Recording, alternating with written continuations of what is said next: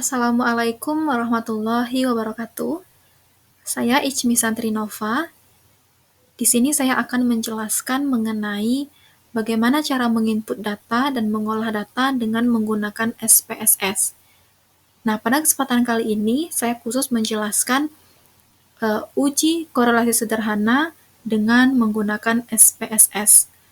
Nah, sebelum kita lanjut lebih jauh, ada baiknya kita mengetahui dulu apa yang dimaksud dengan uji korelasi sederhana.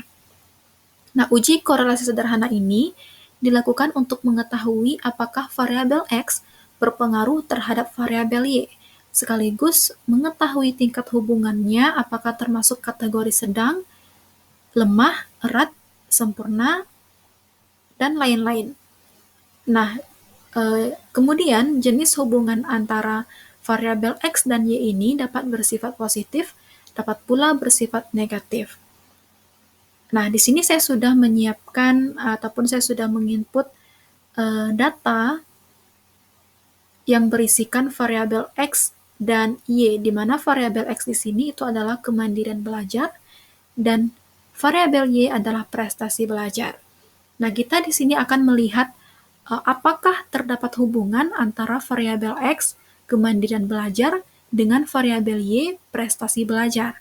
Nah, tampak di sini sampel yang kita gunakan itu adalah ada 9. Nah, langsung saja kita ke proses analis. Klik menu Analyze, kemudian klik Correlate, muncul lagi pilihan, klik lagi Be Varied.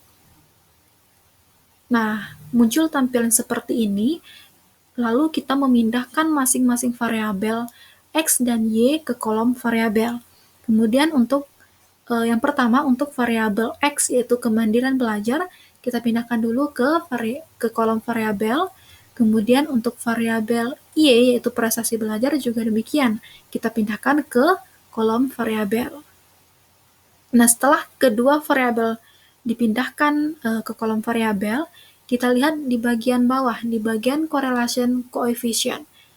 Pastikan yang dicentang itu adalah yang person, karena kita akan menguji korelasi person product moment. Kemudian, pada test of significance, kita klik di bagian to tailored. Kemudian juga dicentang pada bagian flag significant correlation. Nah, terakhir kita klik OK. Nah, muncul output untuk analisis korelasi.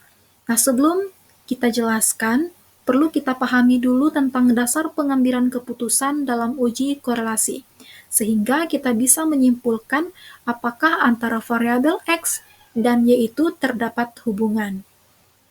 Nah, kemudian kita juga bisa mengetahui tingkat hubungan tersebut itu seperti apa.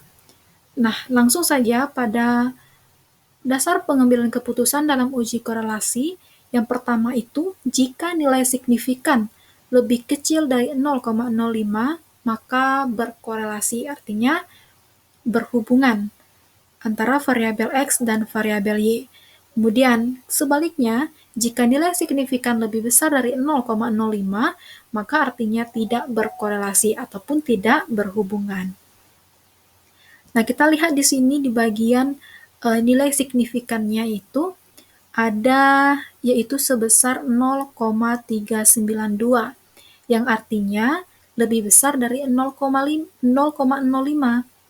Nah, sesuai dengan dasar pengambilan keputusan dalam uji korelasi, jika nilai signifikannya itu lebih besar dari 0,05, maka artinya tidak berkorelasi ataupun tidak berhubungan. Jadi sesuai dengan hasil output yang ditampilkan, yang dihasilkan, di sini dihasilkan nilai signifikan 0,392,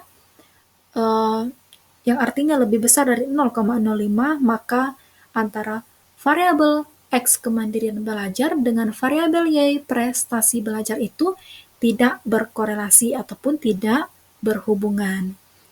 Nah, selanjutnya pedoman derajat hubungan. Nah, pedoman derajat hubungan ini kita lihat nilai Pearson correlation-nya. Jika nilai Pearson